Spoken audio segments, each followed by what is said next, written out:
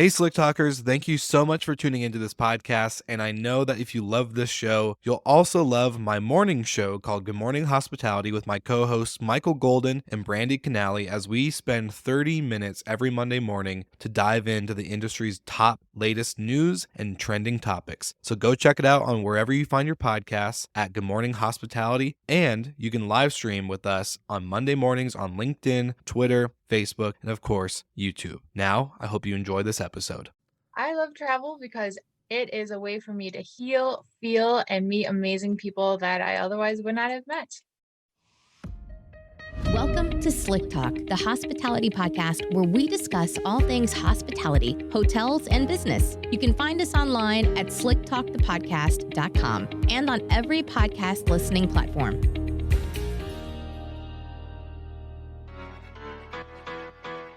All right, everybody. Today we have Sahara Rose, who is a wellness travel coach and consultant and the founder of the Travel Coach Network. Sahara spent a decade traveling over to 84 countries before founding her business.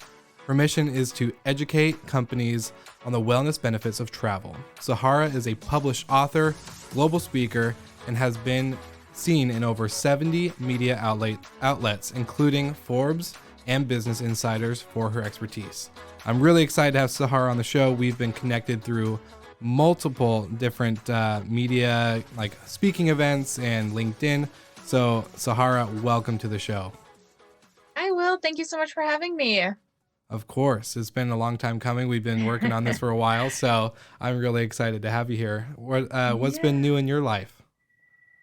Oh, just waiting for the snow in the Midwest here to go away. It's been teasing us a little bit lately with sunshine here and there, and now some more snow yesterday. So just waiting for that and just, growing my businesses, which have always kept me busy. And Yeah. then just meeting some more amazing people like yourself and having calls and connections and doing some fun stuff. I'm excited. That's so cool. And I feel you on the sun kind of teasing us a little bit. It's doing the same thing here in the Pacific Northwest. So we're like, one day it's a little bit sunny and then we get a lot of Yeah, rain. So I feel it. totally. Well, I'm really excited to jump in because, as we not talked about, but as I mentioned that you traveled over 84 countries in the last 10 years, while also being a founder and growing a business and doing all the things that you do. I just don't know how you have like the time, to be honest, but I really want to dive in. Like, where does your story really begin? Like, what inspired you to start everything that you've done? Yeah, thank you so much. That's a really great question because I think a lot of people might be able to relate to my story. I was never someone who knew my exact path in life, what I wanted to be. I didn't go right out of high school into a university knowing what I wanted to master in or study. And I struggled. I changed majors quite a bit. And it was my third year of university. I was again changing majors and I was also changing universities, going back across country. And I went to a Chicago school and I saw that they had a tourism program.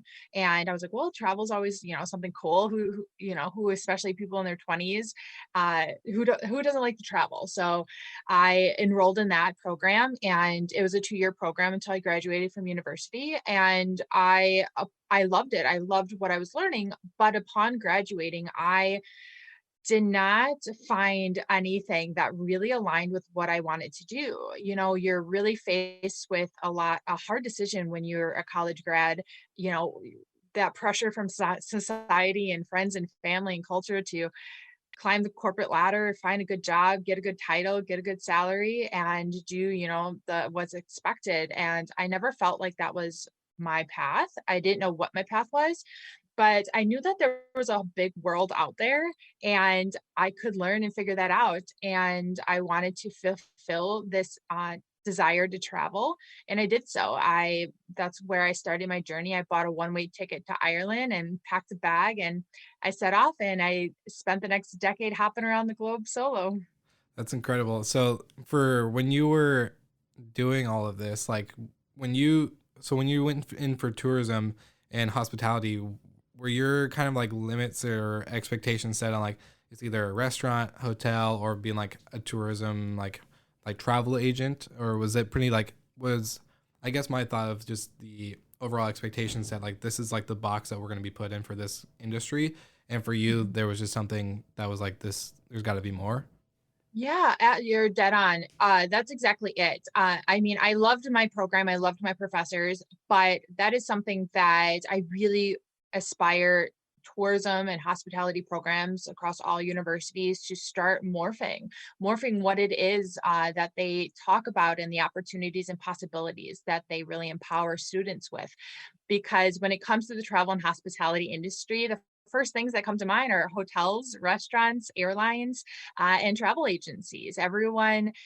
So when I wanted to join a or work in somewhere in the travel industry, everyone was like, "Well, you must be a travel agent. You know, that's what you do, or a travel manager, or get hired." Another thing is they're like, "Well, just get hired by a company, get paid to travel." And even though that sounds enticing to many people, I had met business travelers. I spent a lot of my years, how I was able to save money and made money for my trips was I worked in restaurants in Chicago. So I was in the restaurant industry for over 12 years. And especially in Chicago, it's a lot of tourists and business travelers. So I had met a lot of business travelers and had conversations with them for years. And they were not happy with, they didn't have time to do anything. They didn't get to see anything. And so the back of my mind, I remembered that. And I knew that wasn't for me either. And that is something that I do in my businesses today is just really inspire and empower not only women, but men too, to think outside of the box when it comes to a travel career and the possibilities, because they really are endless. And especially now, the post-COVID world, there are so many doors opening to new ideas, innovation, and reshaping of what the travel and hospitality industries really look like. I love that. I couldn't have said it better myself. And so I want to ask the question of what were the biggest takeaways being a solo traveler during these 10 years? What really opened your eyes to this new world? Not only, of course, culturally and, where you are on or around the globe, but like literally in hospitality, what opened up your eyes to this whole new experience? Yeah, that's another great question because although I knew what I didn't want to do for years, I still struggled to figure out what I wanted to do. Where could I fit into the industry, use this knowledge and experiences that I was gaining throughout my journey? Not only was I learning, one of the biggest things that I learned was the healing power of travel. One of the not pretty, I give two answers when it comes to why did you start your journey. The pretty one is, they're both very true, is that I was looking, to find myself, find my path, find my career path and everything. But then the one that we don't always like to talk about is the underlying reasons why people travel. And a lot of times that has to do with your internal self. So I always struggled with anxiety, and I and there's like the fight or the flight, and I'm definitely a flight person. So I literally would run away, travel around the globe to figure out, how do I cope with this? Who am I as a person? And so that catalyst to that journey and having this underlying thing that, I dealt with, I was learning so much about how healing travel was and how it, what it was teaching me about myself and about, what kind of life I wanted to have. And then also having conversations with other travelers, hearing why they really traveled, what started them on their own journey, whether it was they were also backpackers or they were families who traveled or couples who were hopping around the globe or digital nomads. And just hearing these different stories really opened my eyes to how powerful travel is as a key to uniting us as human beings. We all turn to travel for something in our life. We don't have to be avid travelers. We don't have to be monthly backpackers, yearly backpackers. That's a whole different type of persona you need to be for that. It's not for everyone. But we think about when we do turn to travel, it's to celebrate, it's to come together, to meet new people, to see new places, to get inspired, whether it's for business, your personal life, with your friends, your family, your children, whatnot. And that is one of the biggest things I realized that inspired me to say, well, there must be more to the travel industry because all these jobs have to do with only bookings or blogging or planning a trip. And I was never interested in any of those. But I said, well, how else can we integrate our knowledge and love of travel that can apply to different areas of people's life and business? So that's what inspired me to become a travel coach myself. Well, I was gonna ask, so when you were doing these travels, like especially when you just booked a one-way ticket to Ireland, what was your like? I know you saved money, is what you said. You were saving money, and you worked throughout your childhood up to that. But what were some ways to earn income while you were traveling and actually being on these extended trips? Yeah, and unlike a lot of backpackers or people who travel a lot, I actually never worked while I traveled. As odd as that might sound for how long I traveled, I wanted to enjoy my travels. I even had a personal blog, which I didn't spend much time doing, um, because I didn't want to take away from my main focus and point of traveling, which was to learn more about these places and to gain experiences and not sit behind a computer. So I didn't start traveling with work until I started my businesses. But some of the ways that I did make money in order to save and saved money were, I hustled. I had to have a mindset shift when it was that first day of my third year of university. So the first day in the tourism program, I was in an international tourism class, and we had a lot of foreign exchange students in there. And the first thing we did was go around the room, introduce ourselves, and say how many countries we had been to. And at that time, I think I had maybe three, and two of them were I barely remember: trips to Mexico to visit my grandma's family, trips to Canada in the family van to visit my grandpa's family. I barely remember those, and then like a all-inclusive resort, which was very sheltered, to Dominican Republic when I was in high school. But other than that, I was hearing all these people saying how they've been to 10, 15, 20 countries or more, and I was like, wow. But I'm a broke college student. How am I going to be able to do that? I'm an only child with a single mom, and I a misconception that people have is that traveling is going to be expensive, and that's something I think marketing and tourism has to start shifting, because it is possible for everybody on their own budget and their own type of experiences that are desired. The world of luxury travel is shifting as well. So I had the same idea that everyone else did in the very beginning, that I have to have a lot of money in order to travel the world, and or it's a one time a year type of experience that we can have, because it takes so much out of people's budgets. And I started hustling. I was still in university. I had full-time student, and I started working 5 jobs at once. So I, like our mentor David Meltzer always says, be a student of your calendar. I found where I could fit in some more work to do. So I started working everything. But the thing is, I did everything that I really loved to do.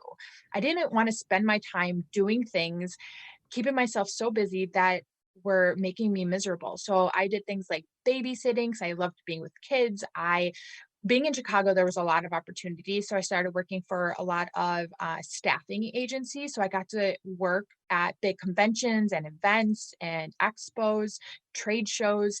I got to work on the floor and in registration. And then when I was 21, finally, I was able to work in the restaurants. So I worked in the restaurants a lot.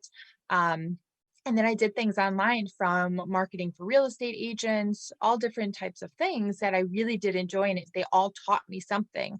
And I got to learn what I liked and I didn't like to do, until eventually the restaurant industry became lucrative enough that I graduated from university and I only just worked in a restaurant. And, but then again, I worked, breakfast, lunch, dinners, picked up shifts, worked events, and it wasn't only about making money, because a lot of my friends in Chicago were doing the same thing. They made great money in restaurants too, but they couldn't pay their rent. And it's about how you manage and how you save your money. So I was learning, I not only did I not have time to spend my money because I was working so much and I didn't go out and party after my shift at the restaurant because I had to get up for the breakfast shift the next day, but I really saw what the value of a dollar really means and what working hard for your money really means.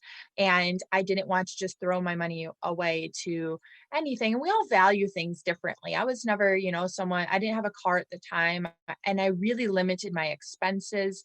I looked at what bills I were really necessary, or if I could minimize some of the bills. I didn't have TV or cable for a while. I was watching shows online, and this is before like the whole Netflix and everything came about. So and I don't call those sacrifices either. Some people say you have to sacrifice some things. They weren't sacrifices because I really just saw the value in an end goal of what I was working towards. And I wanted that more than I cared about having, a TV in my apartment at night.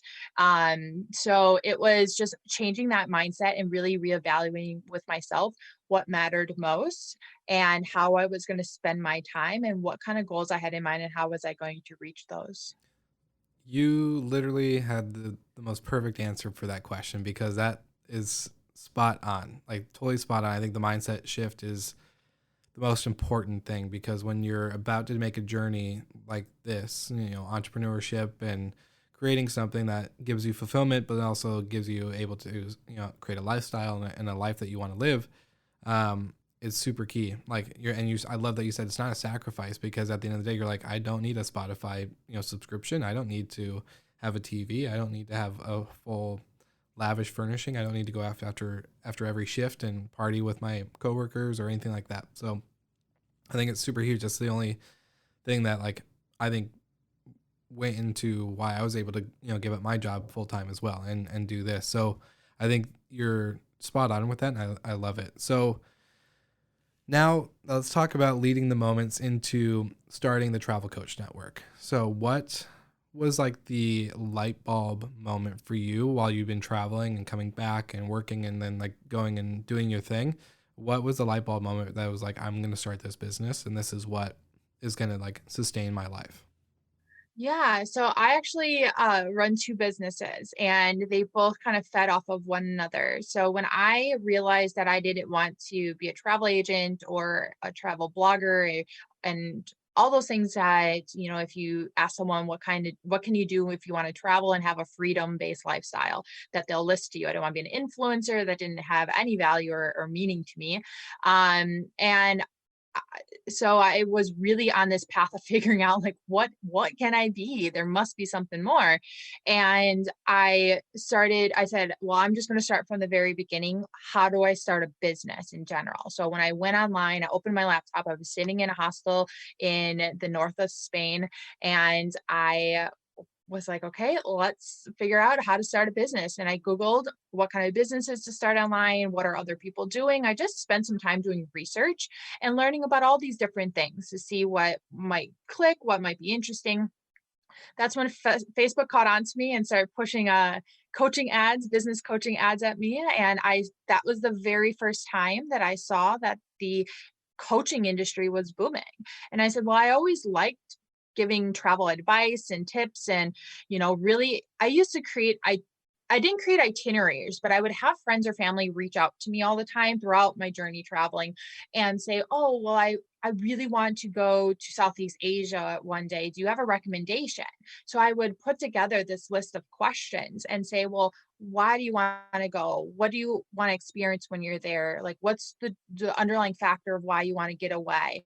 What does your budget look like? Stuff like that. And I wouldn't plan for them, but I would just give them suggestions based on their answers. And I would just do that for free. And I said, well, I always liked helping people, in some sort of way when it comes to travel.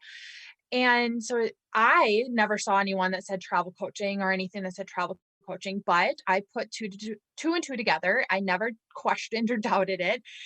And I said, I'm going to be a travel coach. And then from that moment, I was figuring out how to start my own business and incorporate that with my travel coaching.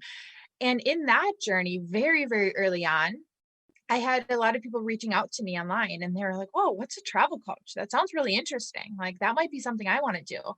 And that was the moment I went to Google and I said, what is travel coaching or something travel coaching? I never did it before I even registered my business before I Googled it. And screw it. We're going to figure it out.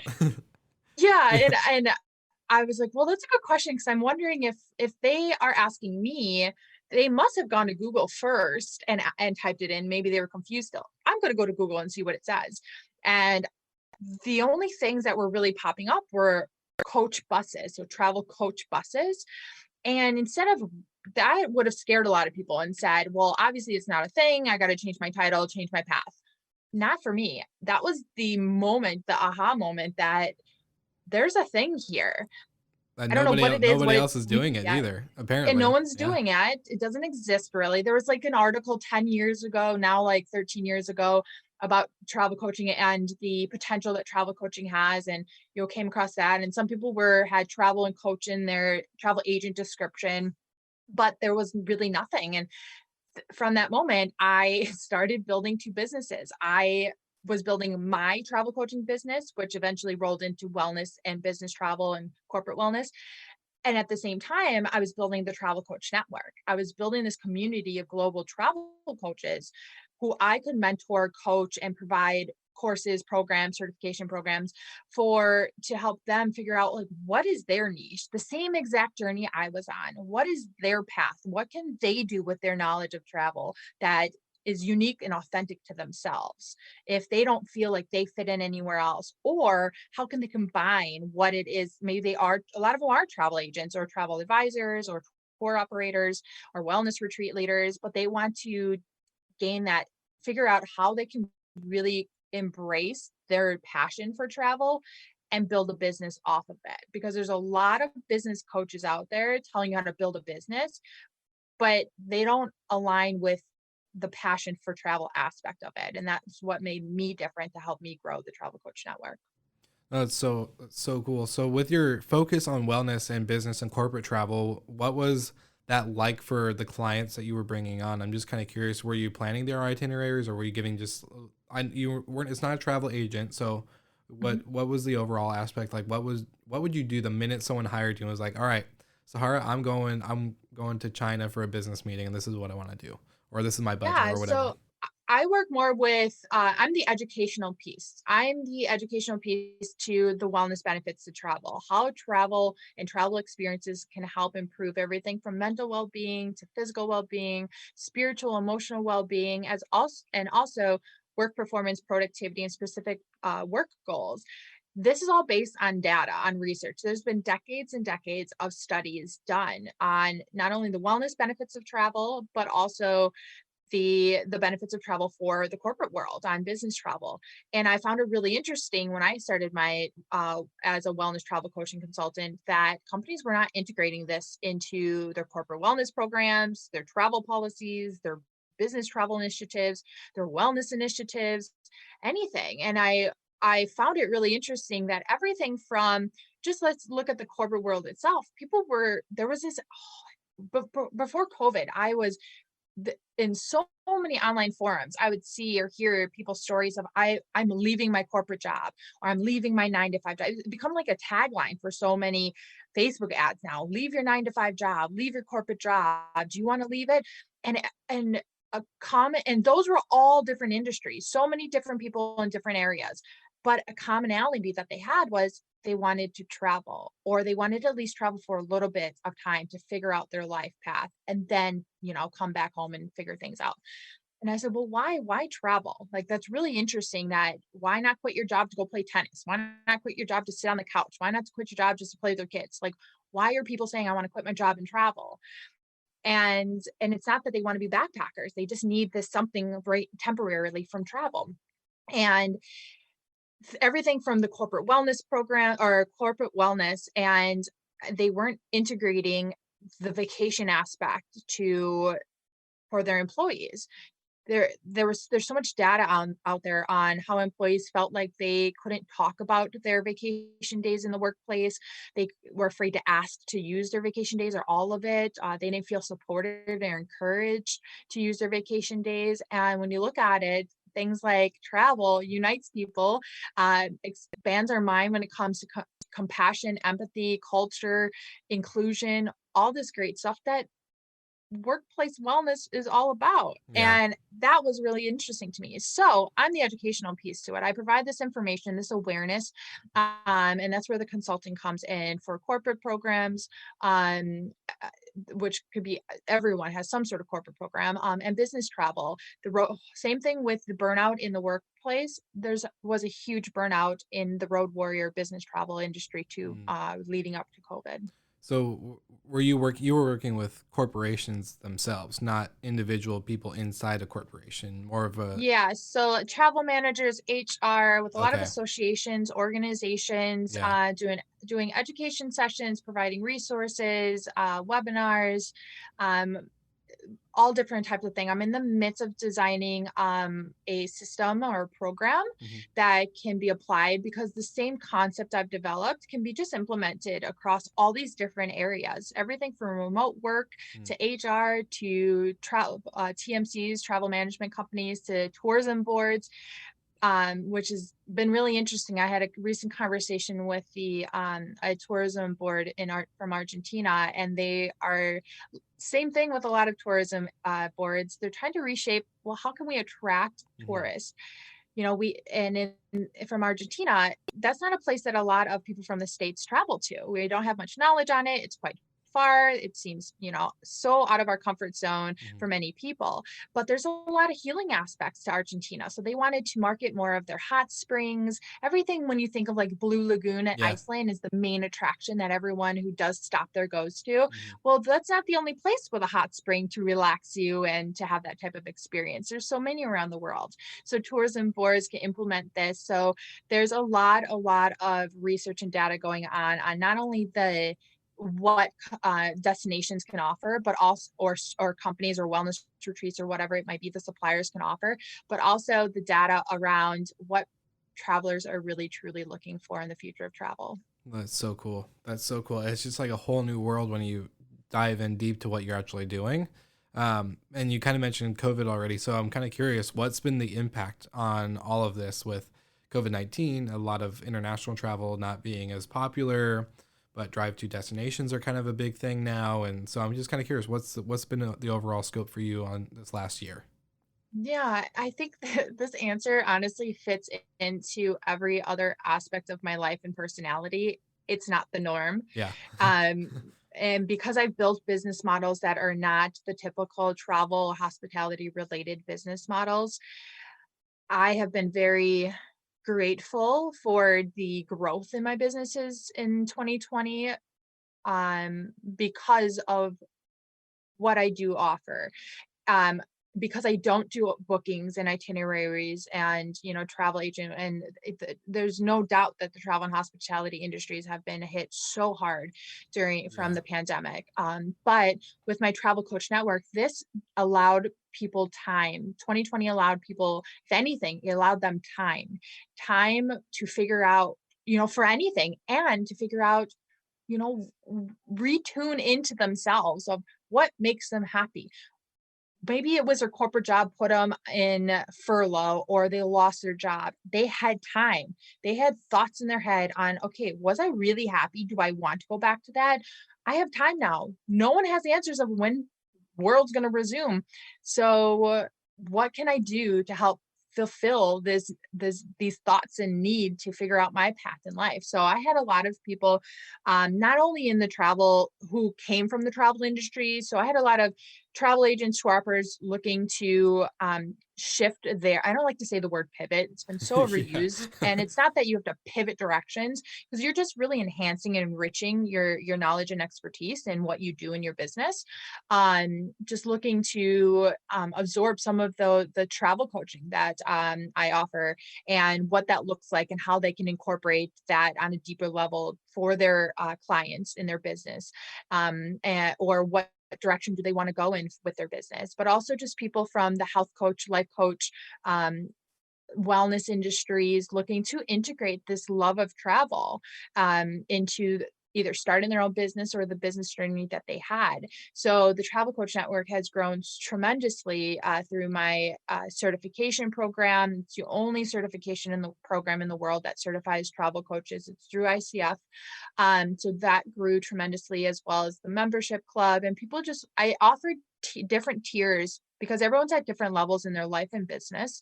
So And everything that I do in my business, whether they're mentors or, resources or what I learn, I provide to my community because it's all so helpful and people can cherry pick what works for them and who they connect with. So I've launched everything from an elite group for women, and I brought in industry leaders and CEOs from risk management leaders at American Express Global Business Travel to hospitality brands, everything, to come and mentor this group of women and help them in whatever it was they were looking for at that time. No, that's super detailed, and I just love that it's actually helped. Not helped in the like a bad way. Like granted, it's a pandemic, so like we're, definitely not happy about Yeah. that. But I think it's cool that you've been able to see that what you've been doing during a time like this is actually going to enhance, like you said, not the word pivot, but it's really going to enhance the overall like services or offerings that other people are already doing, and they're incorporating now this love and need for travel.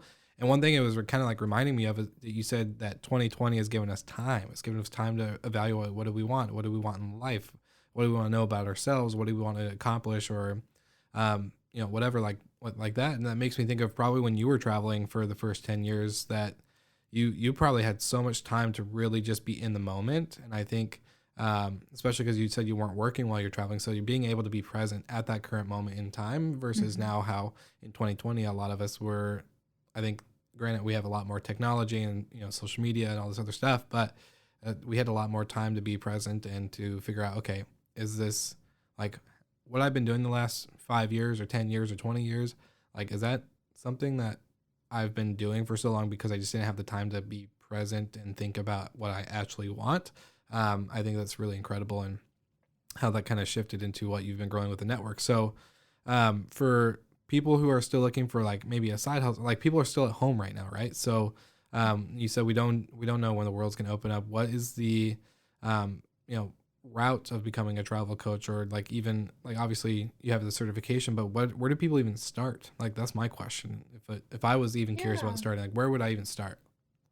Yeah, well, the Travel Coach Network is the perfect place to start because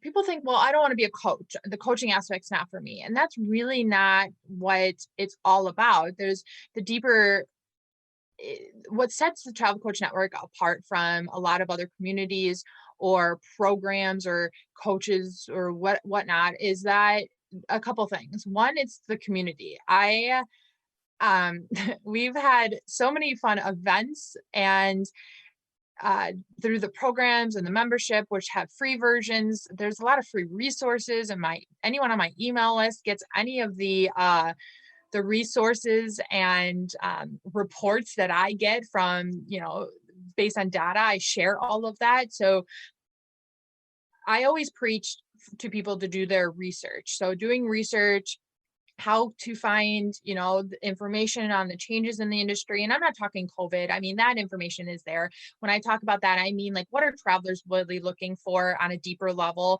Let's say, 2 years from now in travel, so that we can get past this idea of like, travel talk is only about COVID right now, 100%. because there's a lot of data and reports out there. I mean, the Health Tourism Worldwide Association just sent their a report that they did was really, really interesting, talking about the triggers of travel, which I always just call it like the motivating factors for travel, and things like why people are really looking to go for rejuvenation. Is it for rewarding themselves? Is it for human connection, whatnot? There's just a lot of data, and I share a lot of all of that, or I share all of this with those in my network and community. But also just seeing people connect with one another.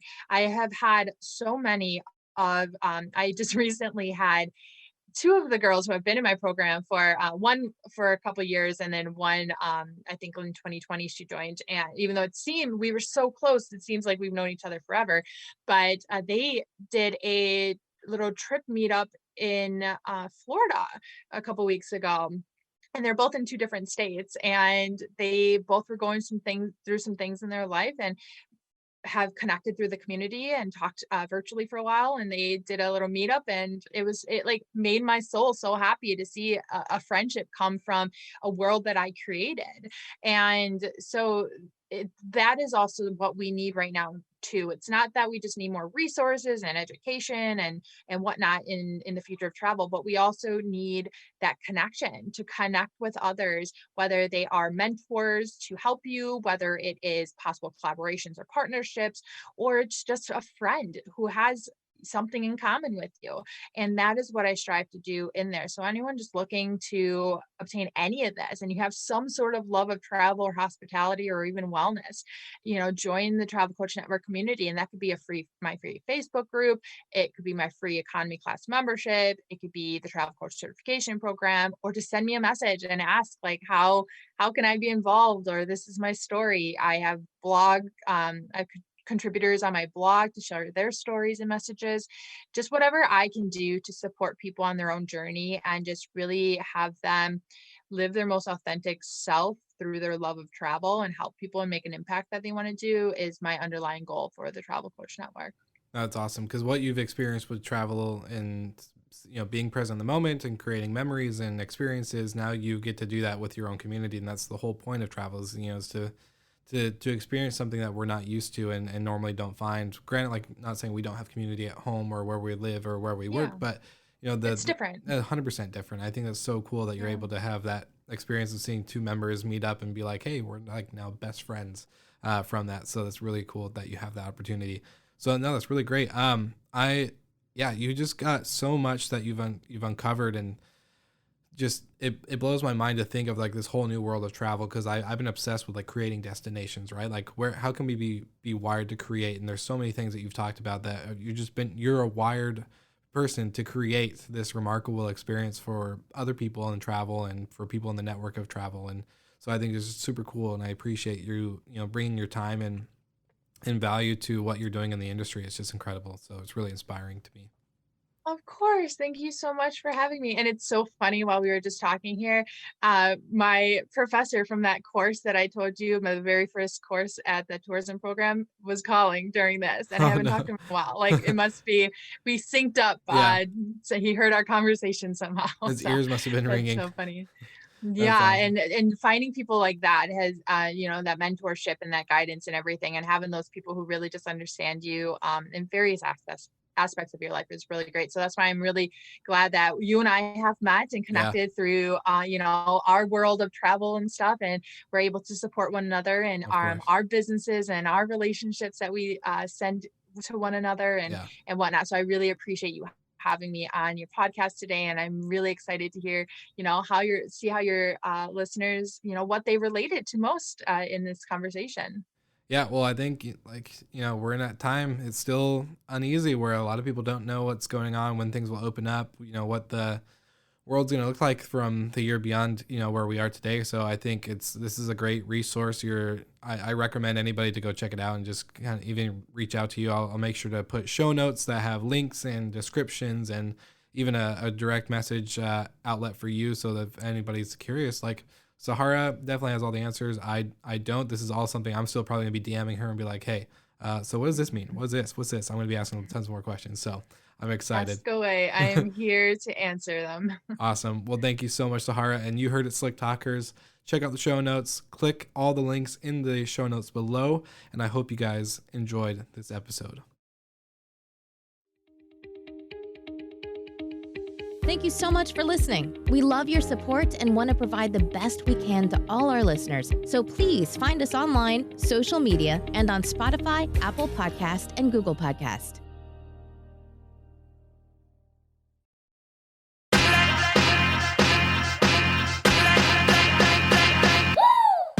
What's up, everybody? If you've gotten this far into the episode of Slick Talk, the Hospitality Podcast, then you are amazing, and thank you so much for tuning in. We want to send you two places really quickly. If you can, check out the show notes and click the hospitality.fm link.